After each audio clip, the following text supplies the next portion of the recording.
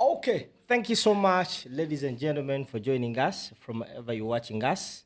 Amanya nedobozi bampita kali lugambo Promax Simple MC. Chadachi oluvanyuma lwabana Uganda okudemandinga the whereabouts of Honorable Muwanga Kivumbi amaje gamaze ne gamusesema. Olako olwalero bakedde ku macha n'ekiwandiiko ekigamba nti tebamanyi Muwanga Kivumbi gyali era tebamulabako era they don't know his whereabouts.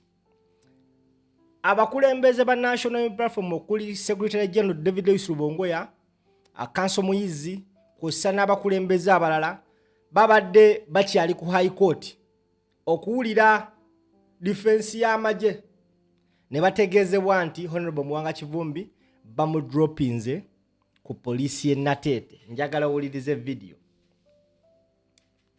Now,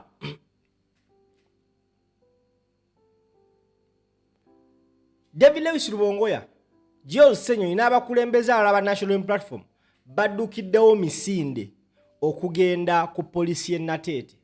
Olutuse ku police ye Natete basanze mbu Muwanga Kivumbi ajiddwawo ne babategeza nti tali waneeno.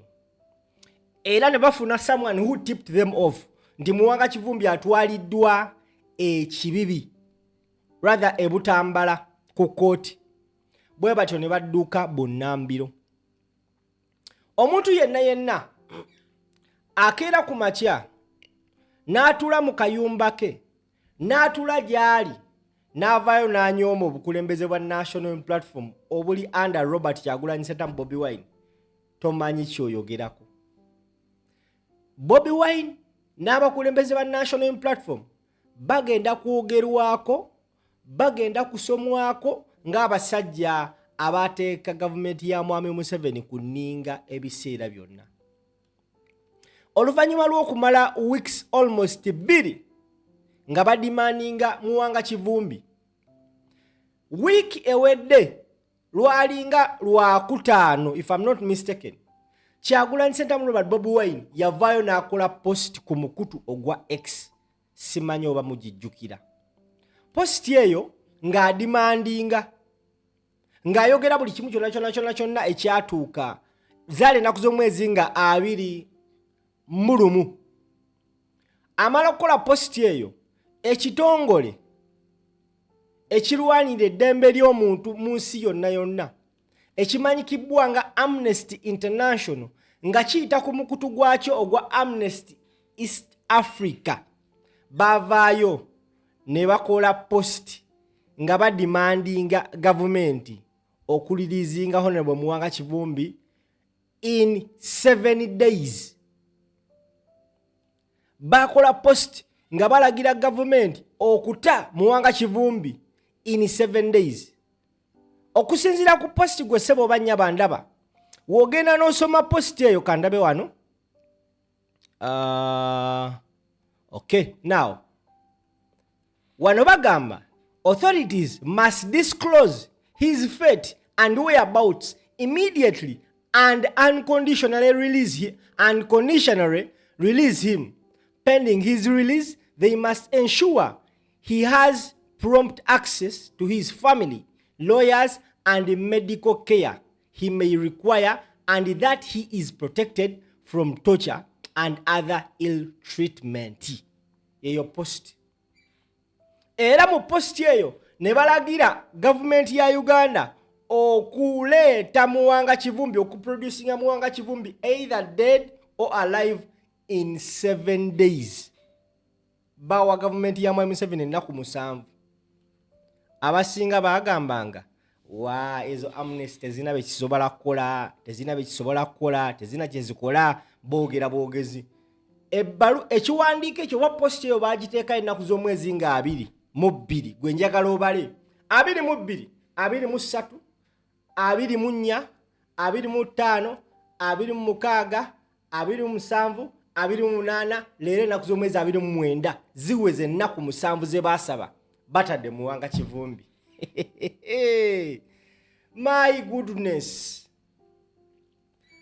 bamuleese Muwanga Kivumbi. Wabula era nga okimanyi nti Museveni apalapalanya, Muwanga Kivumbi olutwaliddwa ku kooti Butambala omulamuzi amusalidde omusango ogumanyikibwa ng'ogwa inciting violence nti olunaku lwe yateebwa ng'ali mu kwogerako eri abawagizi be mu maka ge ekibibi bagamba nti Honorable Muwanga Kivumbi yakuma omuliro mu bantu okumaamulako gavumenti ya Mwami Museveni.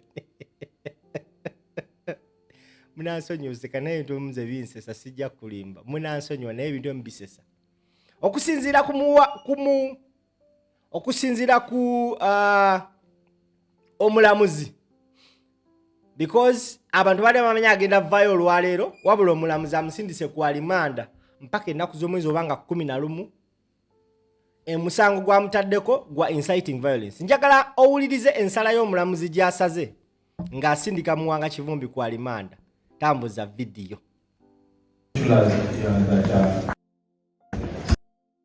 Honorable Muwanga Kivumbi Muhammad and others still at large on the 9th day of July 2026 in Village, Gombe Ward, Gombe Town Council, within Butambala District, while addressing the public gathering, unlawfully incited members of the public to commit acts of violence against government officials and unlawfully overthrow the government of the Republic of Uganda by urging them to support his plans to wage war against the said power. That is count one. Count two. How do you feel on count one? Count two, it is managing unlawful society, contrary to section 53 of the Penal Code Act, Act 128. It is also alleged that you, Muwanga Kivumbi Muhammad and others still at large on the 9th day of July 2026 at Bugwe Village, Gombe Ward, Gombe Town Council within Butambala District, managed unlawful society by organizing, encouraging, or supporting unlawful society by organizing, encouraging, or supporting members of the public to rise up against the unlawful overthrow of the government of the Republic of Uganda. How do you feel the council?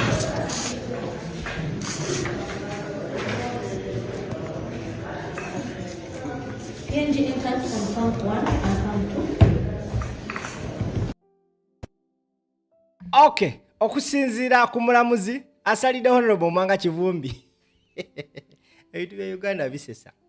Muwanga Kivumbi amaze ennaku 19 incommunicado, ennaku 19 ng'awambiddwa ng'ateereddwa mu bifo ensi ebitali gazetted by the law. Omulamuzi amusalidde ogw'okukuma mu bantu omuliro basuule oba bamaamule gavumenti ya Yoweri Kaguta Museveni. Naye baddage. Olwalwo ennyongedde okakasa nti ekibiina kya National Unity Platform bassebo ne bannyabo tokeeranga ku makya oli n'akutunula mu maaso n'akusiruwalirako n'atandika okuwoleza nti ekibiina kya National Unity Platform si kyamaanyi. Woba osobola nkwegayiridde nsaba omukuba oluyi. Omukuba oluyi waaba yekyusa bw'ati era omwongera oluyi olulala. Enkya ya leero. Enkya ya leero bassebo ne bannyabo. Amagye nago gavuddeyo ne gawandiika ekiwandiiko nga kigagamba nti tegamanyi Muwanga Kivumbi wawaali. Poliisi nayo yavaayo n'egamba nti terina era temanyi Muwanga Kivumbi wawaali. Nalweyisa we yabadde ku mukutu ogwa Radio 4 n'ekkungu yavuddeyo n'agamba nti Muwanga Kivumbi gy'ali era twamutereka. Bassebo ne bannyabo, who is fooling who? This is what the police said in the morning. Mu kiwandiiko kyayo nga ewaayo okusaba kwayo kyenzudde nti kabadde kabadi kakubuzaabuza ffe tubeere nga tuli mu kkooti nga Bassenyonyi gye babadde ng'eno Muwanga Kivumbi bamuyisaawo. Wabula ne Bassenyonyi bagezi babadde batezewa mirundi 2 okumanya nga abaana ba NUP bagezi eno babadde babateze nga balowooza tebaategeere kumbe ne ku kooti e Butambala babadde bataddeyo enkesi zaabwe. Kati babadde ku high court nga bayita mu kiwandiiko kino.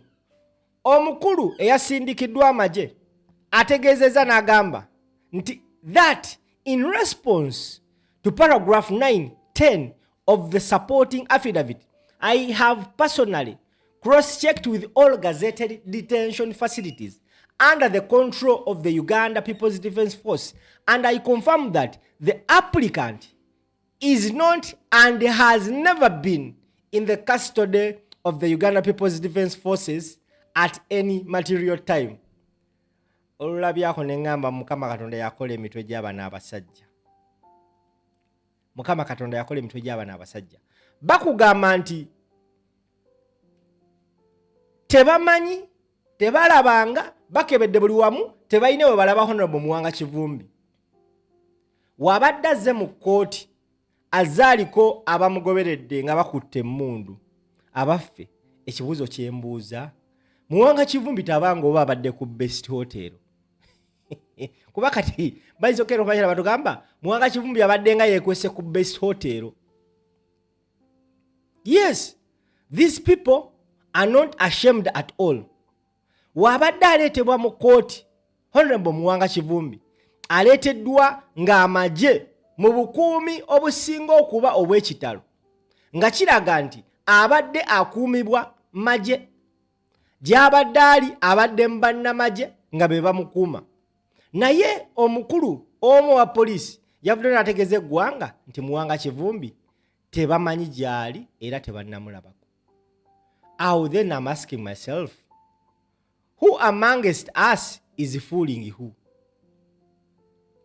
Ani agezaako siruwaza eggwanga Uganda? Kyekye nabagambye wali eri nti ekibiina kya National Unity Platform mukirabe mudduke. That is how Muwanga Kivumbi was brought at court.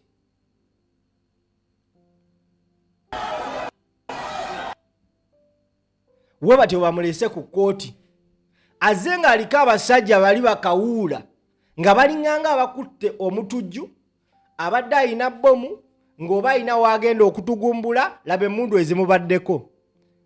Kye neebuuza, ago magye ga muntu oba magye ga ggwanga? Kuba otunulira ku uniform zaabwe kuliko flag y'eggwanga Uganda, ekitegeeza nti aga magye gajja ati ge gamukutte. Omusango gwe bamutaddeko gwa inciting violence, amagye agamubaddeko gajja ati. Watono Jose Nnyonyi omu ku bamubaddeko era abakoze buli kisoboka okulaba nga tebagwa mu kabadi n'akatego k'abaana abantu. Kugambye bakedde ku high court. Babadde bakyali ku high court, kumbe ne Butambala ku kooti baateze dda enkolobe. Era bamaliriza eggwanga ate bo ekyabo okimanyi kasita babaako ne kibategedde eggwanga liba lirina okumanya Muwanga Kivumbi waali abaana bakoze omulimu baneeno. Joel Ssennyonyi, David Lewis Rubongoya, Kanso Muyizi, Meda Lubega Segona, omulimu bakoze gw'amaanyi. Now, mu kiwandiiko era ekyamagye kye baleese, omukulu mu magye bassebo ne bannyabo ayagadde otufuula abasiru.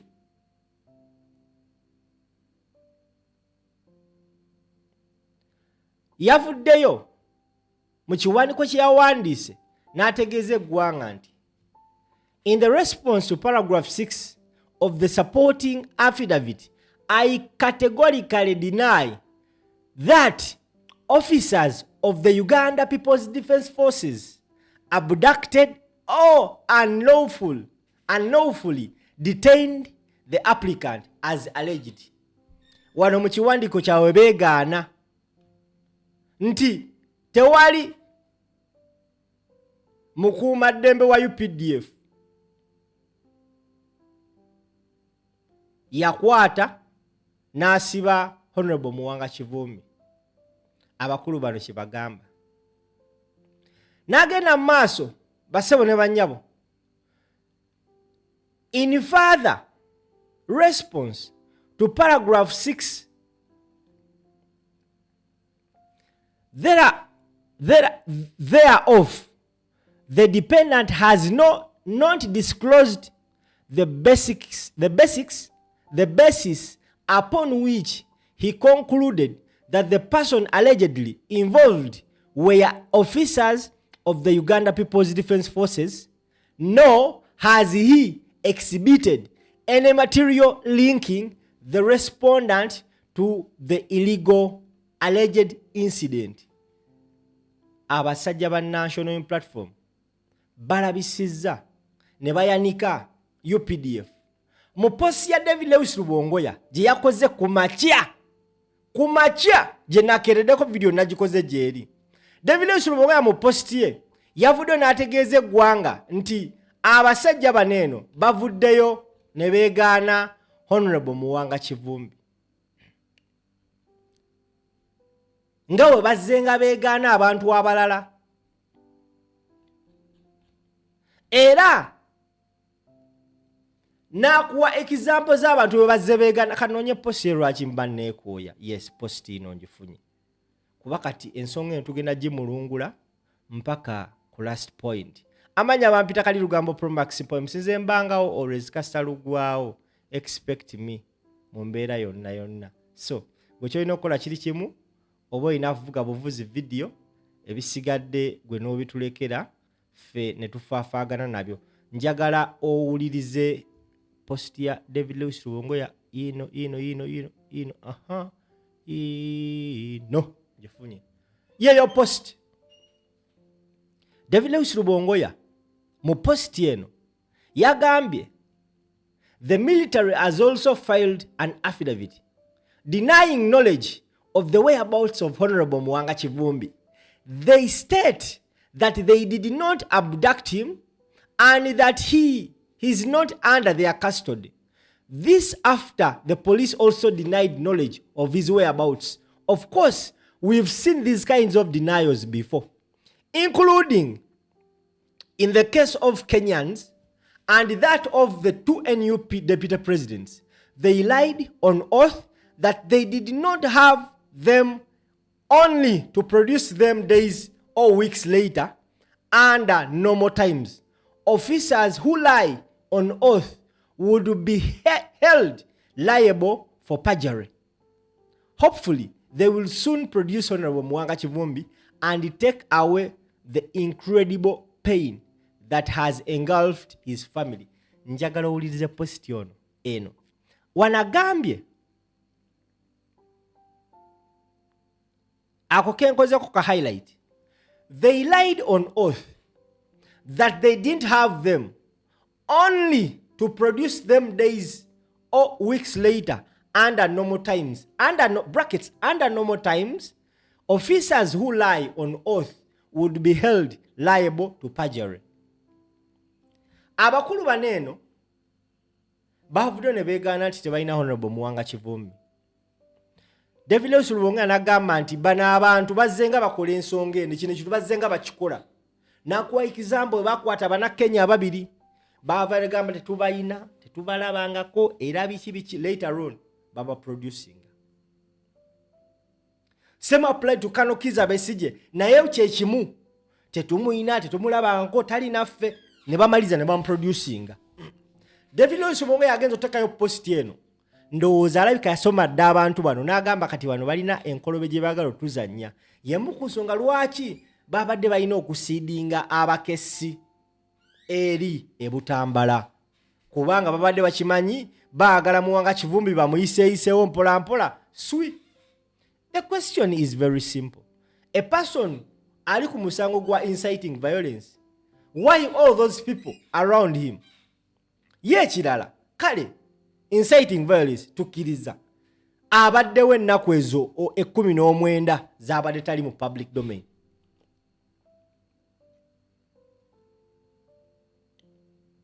Only God knows Muwanga Kivumbi kyabaddeko yonna gy'abadde. Era kiri wakati wa Muwanga Kivumbi ne Allah we. Era waali baatuuse ng'ayagala otubulira kyamutuuseeko, oba oli awo tunaasobola okumanya amazima. wetwogerera essaawa zino nga tukya jubilatingira Muwanga Kivumbi ye Dr. Kanokiza Besigye naye abadde mu kooti. Mu kooti gy'abadde embeera emutabuseeko n'amaliriza nga akolapusinze. Amaliriza nga akolapusinze Dr. Kiza Besigye. Incident yabadde mu kooti wabadde agezaako okubanga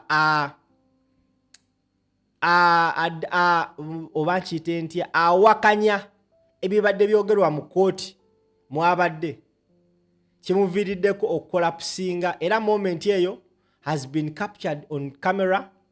Nange ne ngamba njafuna omukisa gwatulaba osobola okulaba ekibadde mu kooti.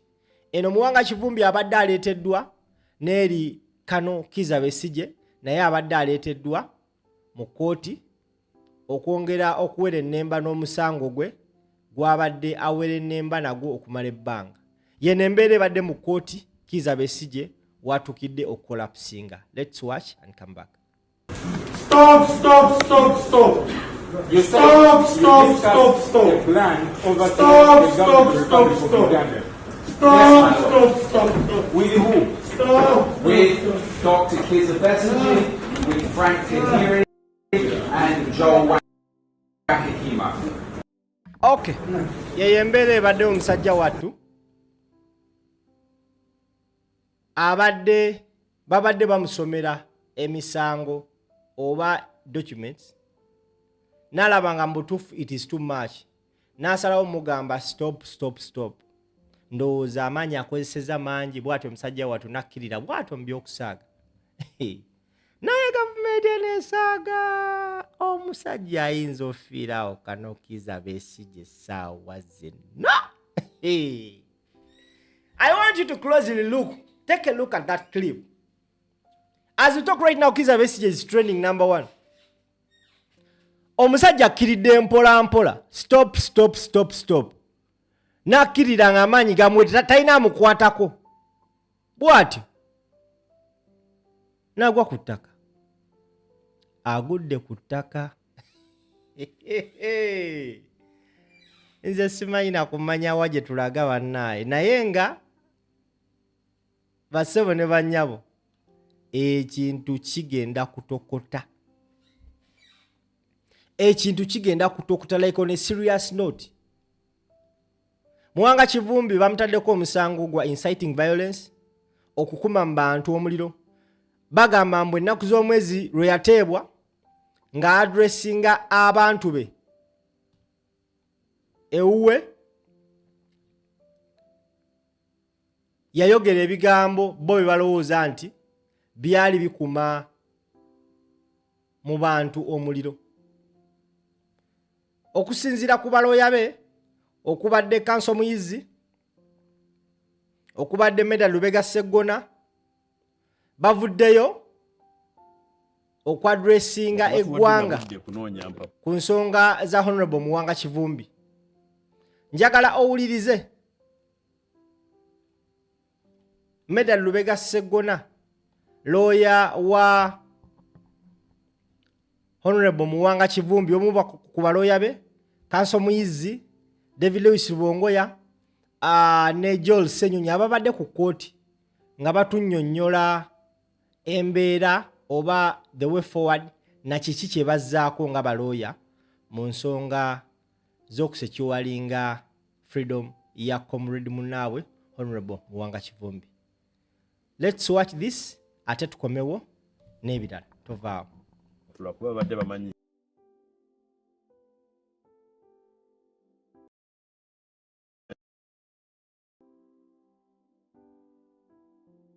naye tugisaba kukolayo kikolwa kimu waakiri kimu kyamagezi kyokka. Tugambe nti nga bagoberera amateeka. Atagoberera mateeka talina ntobo okwasisa amateeka. Munnaffe tumusaasira, tumusabira era tujja kukola ebisoboka mu mateeka okulaba nga tumununula. ebisigadde weesabire nga bw'osabira. Counsel, I would like to hear from you. Your client just appeared in court. We do not know whether you know where he has been. You were in court earlier on, and the state did not have him. How did he appear in court? Gwe kyotegeeza nti aboogera oluzungu tebamanyi Luganda? Counsel, we just want you to speak to us in that language. Thank you. Okay. We have not been able to establish where he's been all along because he himself doesn't know.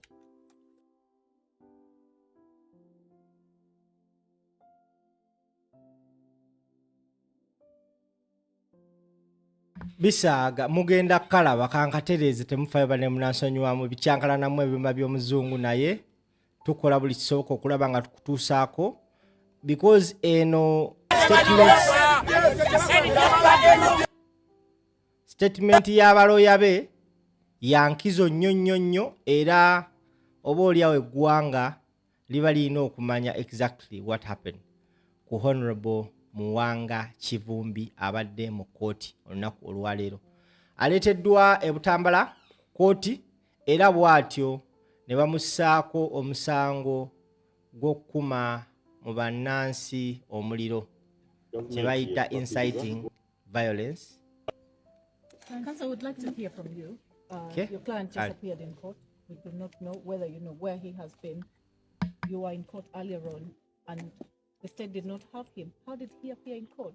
Gwe kyotegeeza nti aboogera oluzungu tebamanyi Luganda? Counsel, we just want you to speak to us in that language. Thank Okay. you. We have not been able to establish where he's been all along because he himself doesn't know.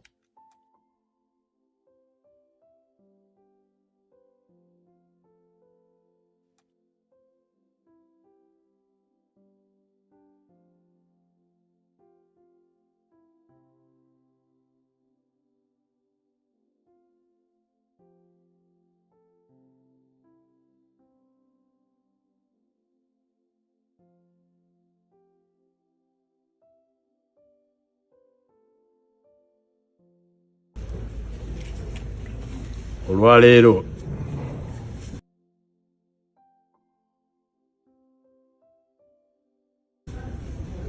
waawo ng'omulamuzi tatubuulidde komera mwamurimandinze mwamutwatute kwa limanda naye waakiri tumanyi ow'okubuuza Dr. Johnson Byabashaija kuba yakulira amakomera gonna mu Uganda.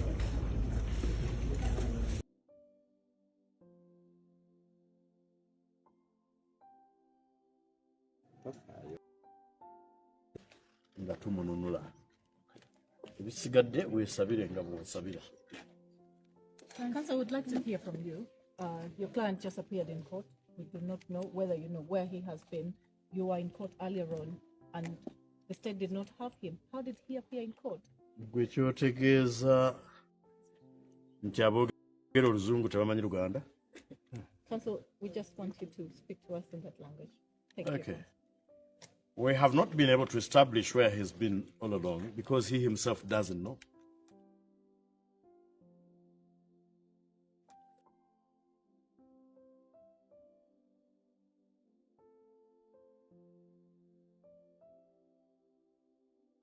Yenna akwata mu kavidiyo kanene asaaga nze bampita kali lugambo ngenda kafeffetta mpaka we munaakalaba asaaga kubanga obubaka obuli mu mweno kilipu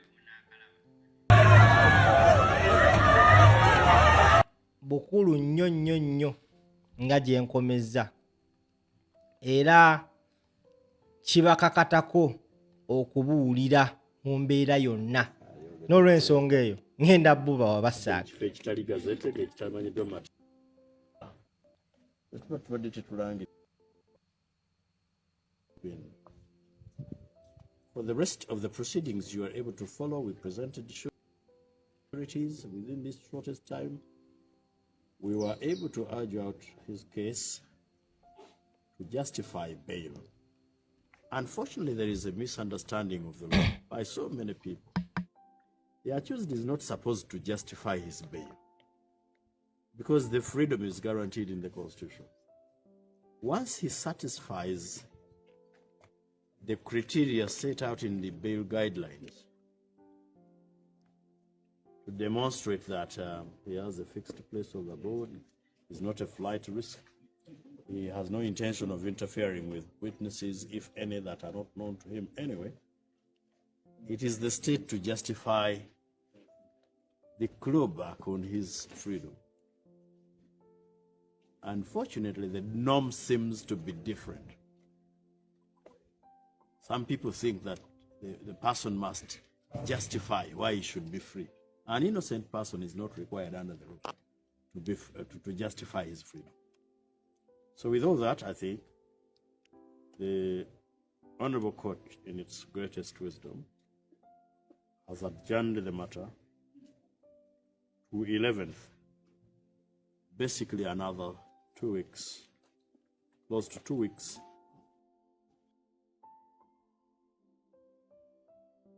Okay, Honorable Muwanga Kivumbi.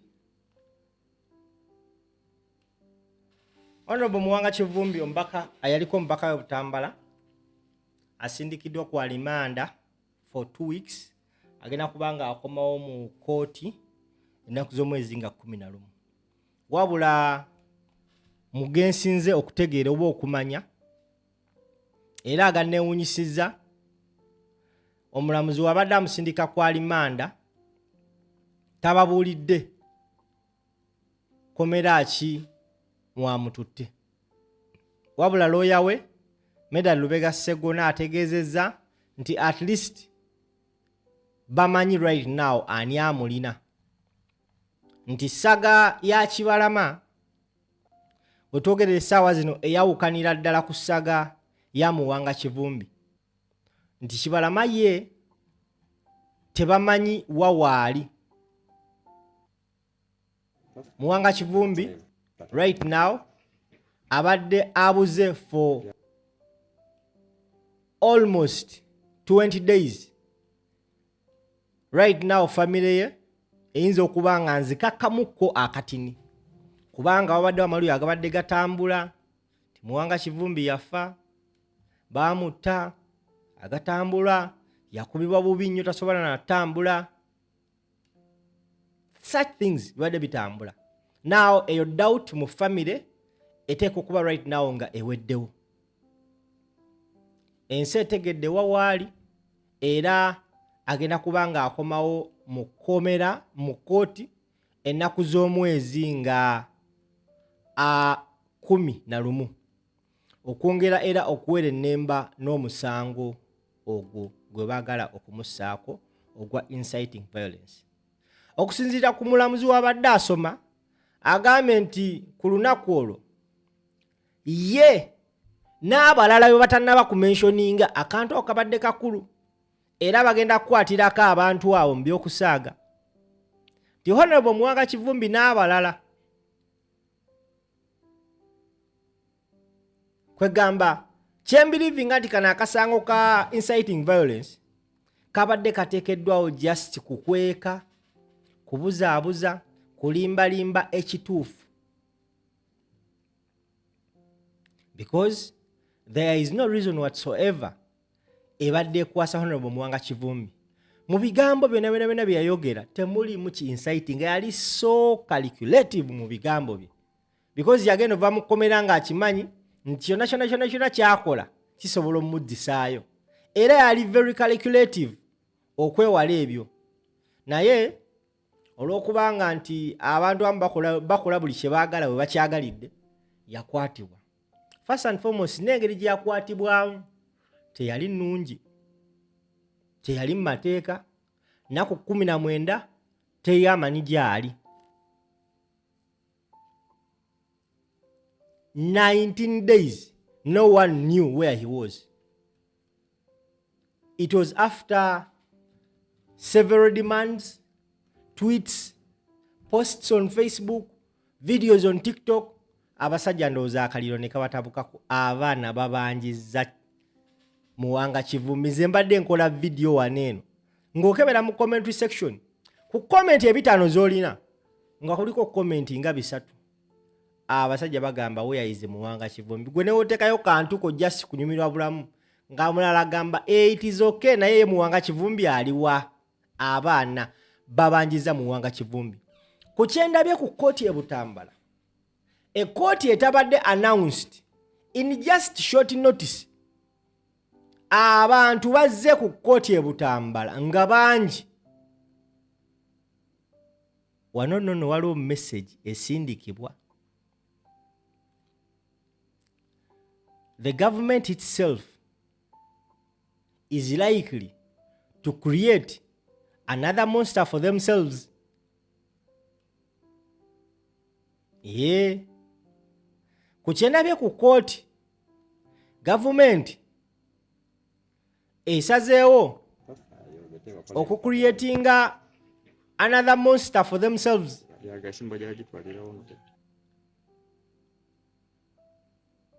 Abantu babadde bangi ku kooti e Butambala. Jukire ne kooti abantu baali tebagimanyi, naye amawulire awo gatandise otambula oyitingana mu ddakiika 10 ng'abantu baatuse dda mu kooti, naye abamu babagaanye basigadde wabweru nga bawaga.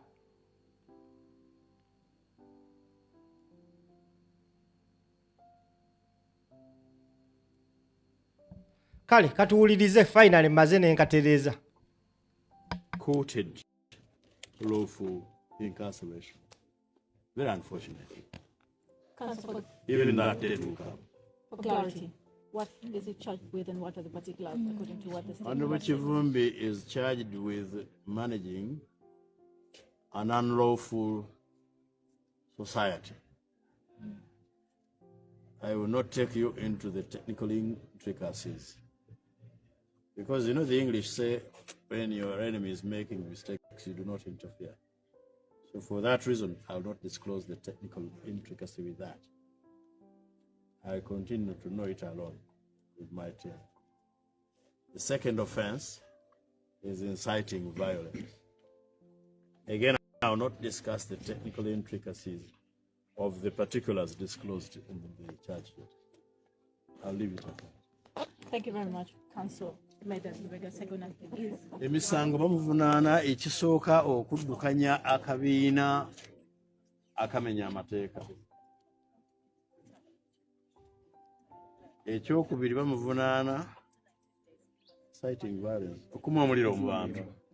Okukuma omuliro mu bantu. Ebisingako ebyobukugu sijja byogera. Omuzungu agamba omula taganya. Okay. Yes. Also means that word.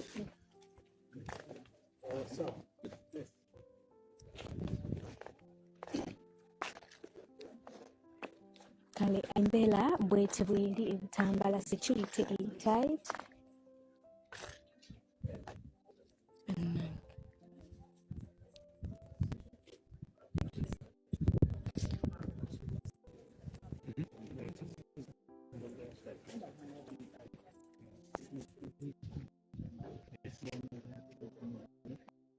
Take an index. What we take a minute. First of all, while I'm quoting enough so much Musangu, state negamba temulina. Netuddayo nga alinaku z'omwezi 2 mu lumu, gavumenti negamba temulina. Tuzzeeyo olwaleero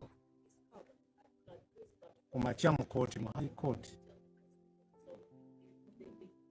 Omukulembeze wa police IGP ne CDF w'amagye weza sworn evidence ebirayiro nga police ebita nolo Muwanga Kivumbi tumuyina kedde yonna yetekera abutaliyo olwaleero era tubadde mu high court ewona mu zipingi za kyera Attorney General n'agenda kola ng'agamba ebitongole bine byonna bina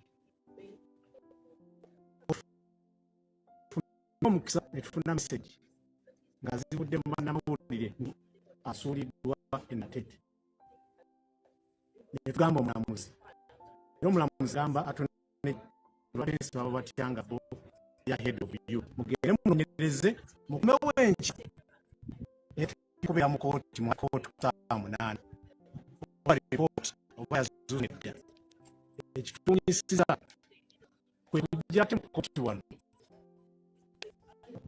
etusaba ekisooka state neba nga yemuleese kitegeeza poliisi emwewakanye ku ssaawa 5 egambye kkooti kakate nti emuli ena kkooti bwe bitunuulira kitegeeza ki kitegeeza nti yabadde akwatiddwa bw'amateeka kitegeeza ne kkooti ennyini tumagira nti omuntu akwatiddwa bw'amateeka nga ne poliisi zibadde zimweganye kkooti mu mbeera bujjo mu mirembe y'obuntu omuntu bw'ati ateekwa omuteeka mu bammeri b'amateeka ku ssaawa eyo eba unlawed kati eyo Human Rights Enforcement Act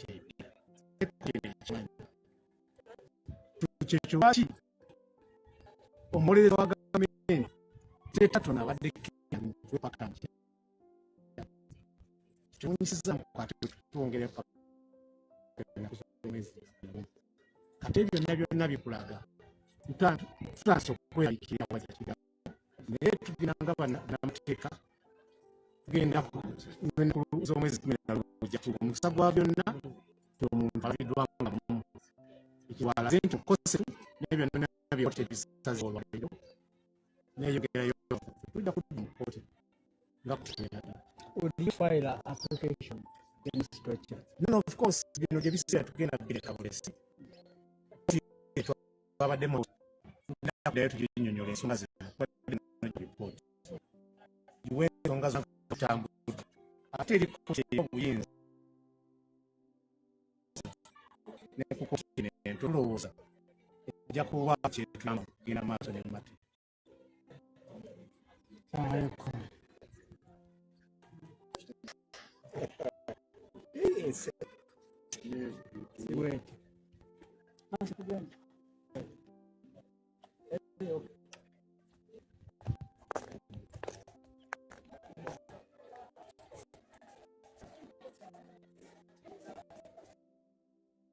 Then ne bamugula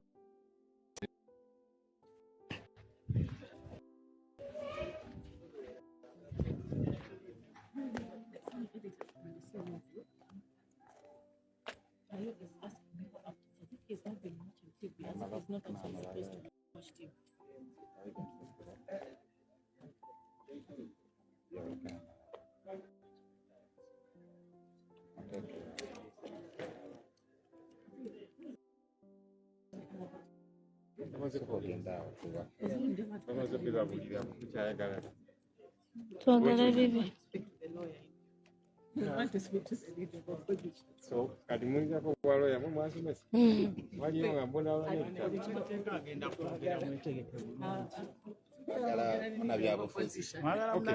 do you want to know?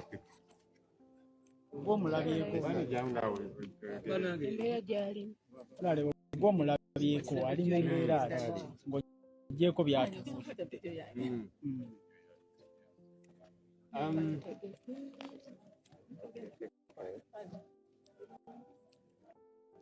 Look, what do you make of the fact that the person you have been looking for all over 19 days and in the course of law surfaces with the state denying having him in any custody but presents him in the court? So today is day 20 since the state has been holding Muwanga Kivumbi in communicated detention. They denied several police. David, they say they don't know where we are. David, they say they don't. There has been force everybody knew because it was that road mounted by police and then it was taken by military means. I mean, so it was clear. We are glad, yes, we can see him. He's alone, he's alive. But you see, we are glad to see him alive. We condemning strongest as possible. There can be somebody, you know, is the military, and for 3 weeks, somebody is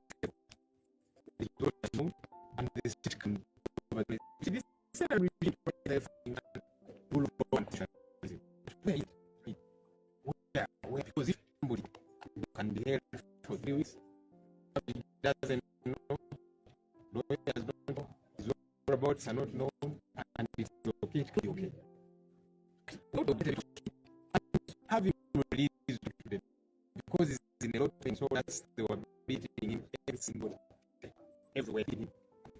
With them, the most is what he does. We will return with him in Butambala. Is it a crime